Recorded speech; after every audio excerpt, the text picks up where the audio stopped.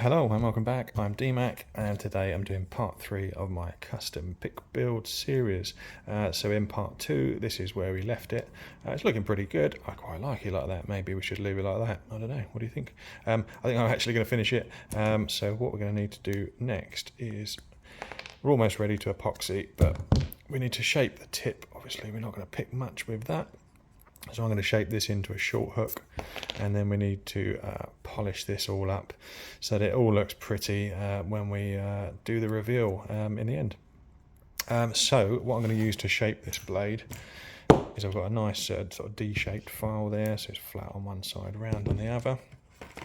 I've got this little needle file set. These are diamond coated. I find these are quite good. We've got all sorts of shapes in there. And I'm going to use this little block of wood here. As you can see, we've got a couple of cuts that I've put in there, and you'll see in a minute when I go to do the shaping. But what I do is they're sort of cut at different depths, and I'm going to put it in the vise. And what it does is, as you're just grab a file to demonstrate.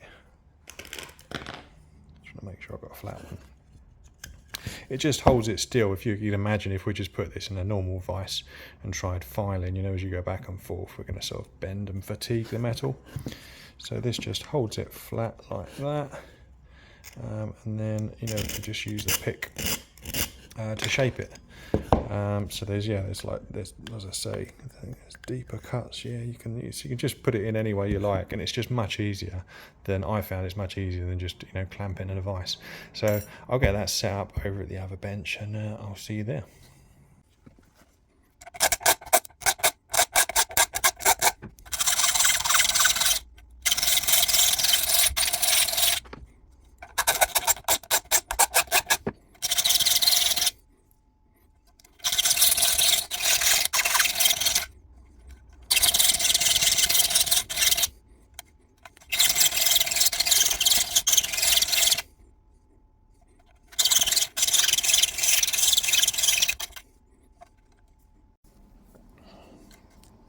So as you can see there, that groove that I've cut in the wood, it just means that depending on where I put the pick, it means that I can't go too far. What I don't want to go is, if I file away too much of this, then it's not going to be strong enough. And just moving it about in the wood, because I've got different cuts, so there it's disappeared completely below the surface of the wood. If I move it forward, it's just coming up a bit, so then I can take off an even amount of steel, just working the file along it. So I'm going to carry on doing that, and then once I've got this kind of all nice and thinned, we'll have a look at working on that hook tip. Alright, we're getting pretty close there. We've almost got the perfect shape. I just want to take just a little bit more off this tip and thin it out, and I'm going to use this as a sanding drum on the Dremel attachment, and just so you can see, I got that all set up in the vise there, so he's not going to go anywhere, and then I can just kind of work at it. So let's work at it.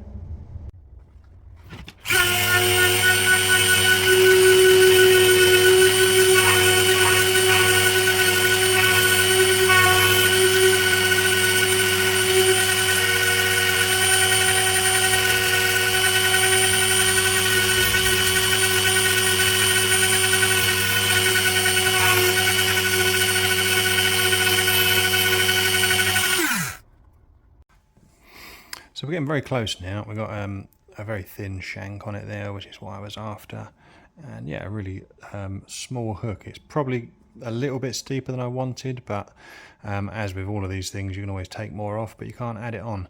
It's very easy at this stage, when you're kind of getting crazy with the files and the Dremel, to take too much off and end up ruining all your work and then having to go back. Not something that I want to do. Right, we're almost ready to polish it. There's just one more step that I like to do. So we've got this 240 that we used earlier, and what I'm going to do is, before I polish up the steel, I'm just going to get rid of all these cut marks.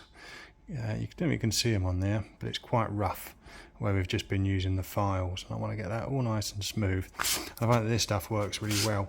The edge of my bench here is like a PVC. It's quite soft. You could use wood just the same, and I like to hook it over the bench, just go back and forth.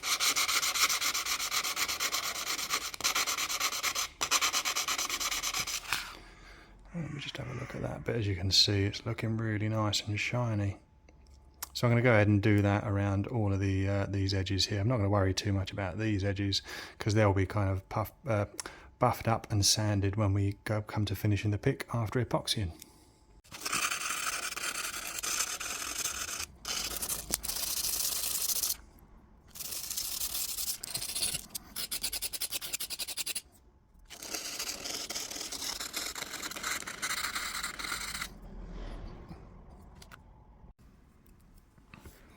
So we've got that top edge all smoothed up nicely, got a nice shine on it there, and on the bottom looking pretty good. And there's one final stage before the polishing, and that is just when it slides into the handle,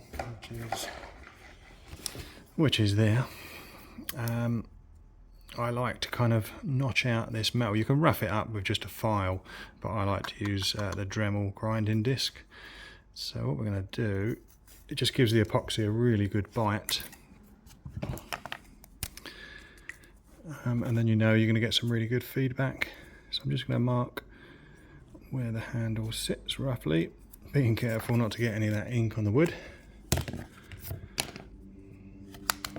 And I'm just going to make a series of cuts on here, and that will give the epoxy a good chance to put, because sometimes when you put the epoxy on, we'll see in a minute, if you put too much pressure on, you're kind of squeezing all of that epoxy out and there's not much to glue it together. Safety first, of course.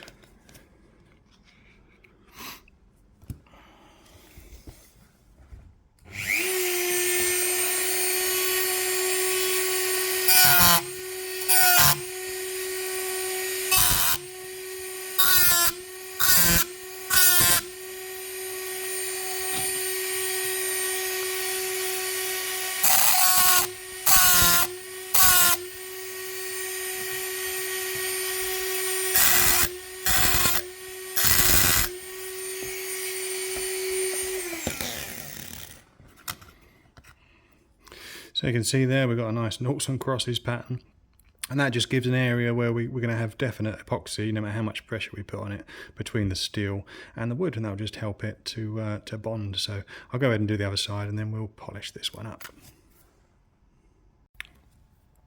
Okay, time for polishing. This is a fun bit, can be a bit tiring on the forearm, but it's really rewarding because hopefully we'll turn this into a mirror polish.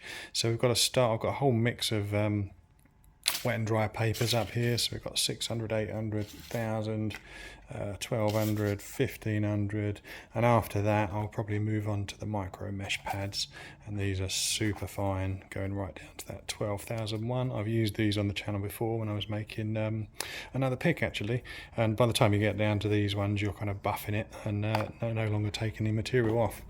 But yeah, so we'll go through this. I've got my little cup of water there to dip it in because this is wet and dry paper. The water just acts, it stops the friction basically, and just helps the wet and dry papers cut into that metal a bit. Sometimes I go through all of this process, I go onto the wet and dry, the micro mesh pads.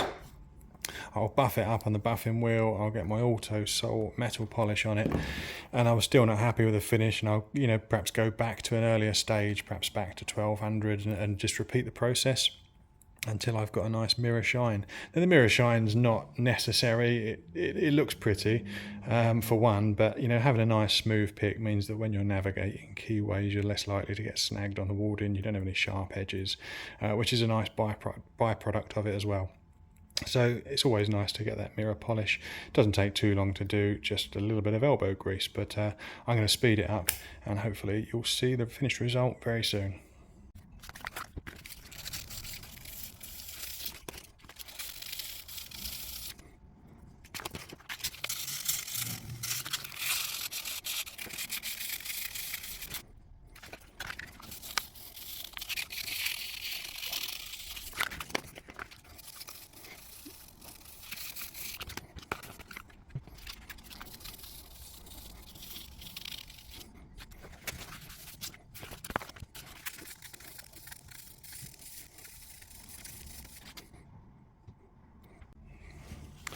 So we've gone through all the sandpapers there, and We're getting a nice shine on him there, but I think now it's time to move on to these micro mesh pads. So I think I just need to get these in order and then slowly work down until we I'll probably stop when I get to about this 6,000 one, and we'll maybe move over to the buffing wheel and see where we are.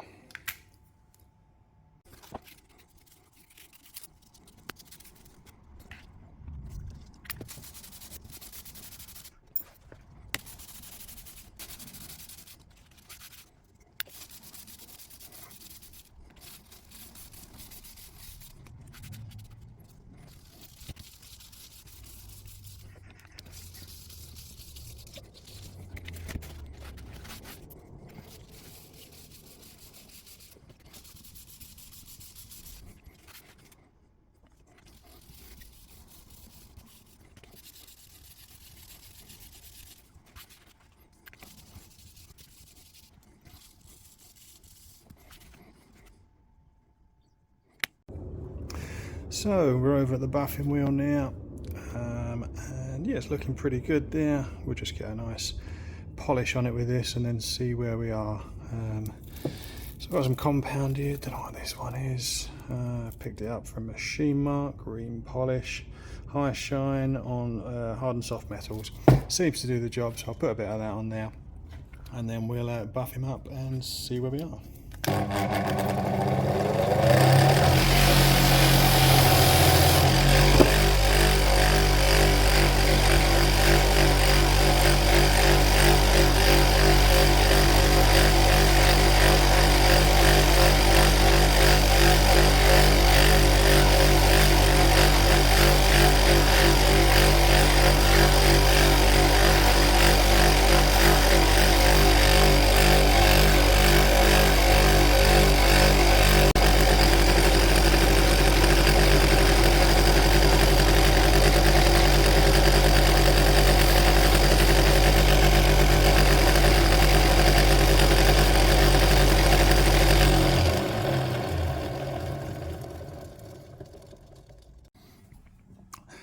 So that's how he looks back from the polishing wheel. Not too bad at all. There's a little fine scratch near there.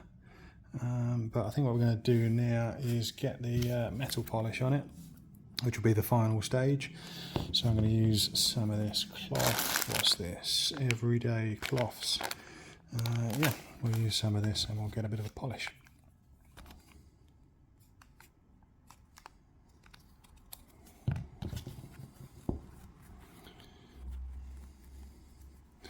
I think every pick maker that I've spoken to has got different methods of polishing their metals, so there's not one way that's necessarily the right way. I think at the end of the day, as long as you get a nice mirror polish on it, it's all good. I mean, I'm of the opinion, I did say I can be quite a perfectionist, but at the end of the day, this is a tool. And once you get that nice mirror polish on it, the second you stick it in a couple of locks, the tips end up pretty scratched anyway. So I'm a perfectionist to a degree. I don't know if that's an actual thing, but there you go. So I'll just give this a bit of elbow grease and see what we got. So quite a nice shine on that. Let's just clean all that crap off. So that's not bad at all. I think I might just go back to the these mesh pads, some of the later mesh pads. I'm going to go back to the buffing wheel and a little bit more of this metal polish, and after that I'll call it done.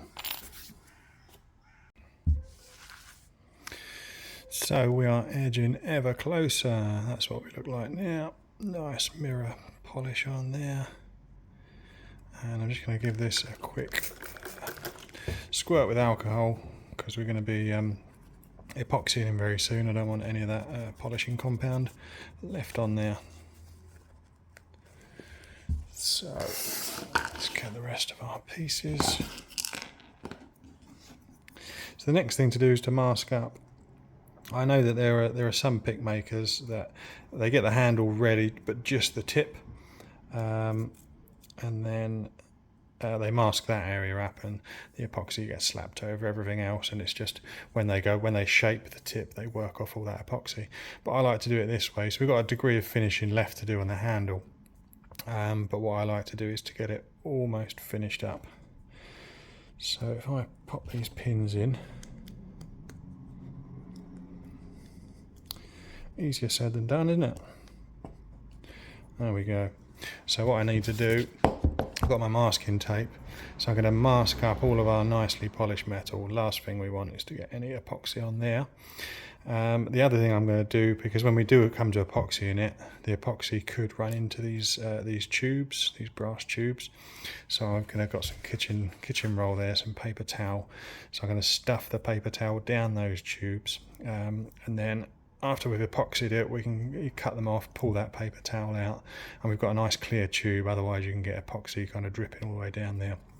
And I'm also going to mask off pretty much the whole handle as well, just apart from that tang line, which will enable us to assemble it. So I'm going to go ahead and do that, and I'll speed this up because it might take some time.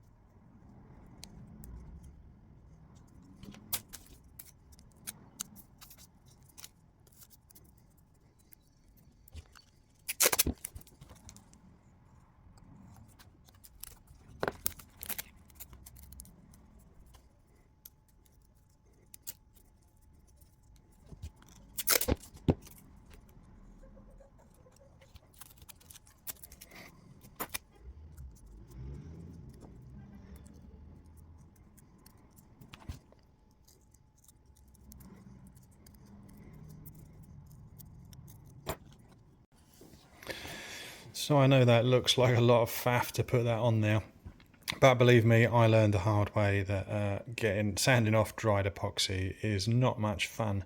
And although that takes a little bit of time to do that, it takes a whole lot more time to get all of that epoxy off.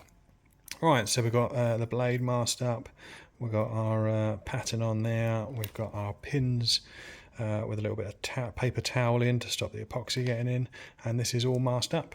So I think we're pretty much ready to go for the epoxy. Got my epoxy, got my clips, but it seems again we have run out of time. So what I'll do is I'll leave this video here, and in the next part we will be epoxying it and yeah, hopefully finishing it. What I'll do, I'll leave a little subscribe button up there, so don't forget to subscribe and perhaps turn on notifications so that you see that next video when it drops. Anyway, thanks a lot for watching, and bye for now.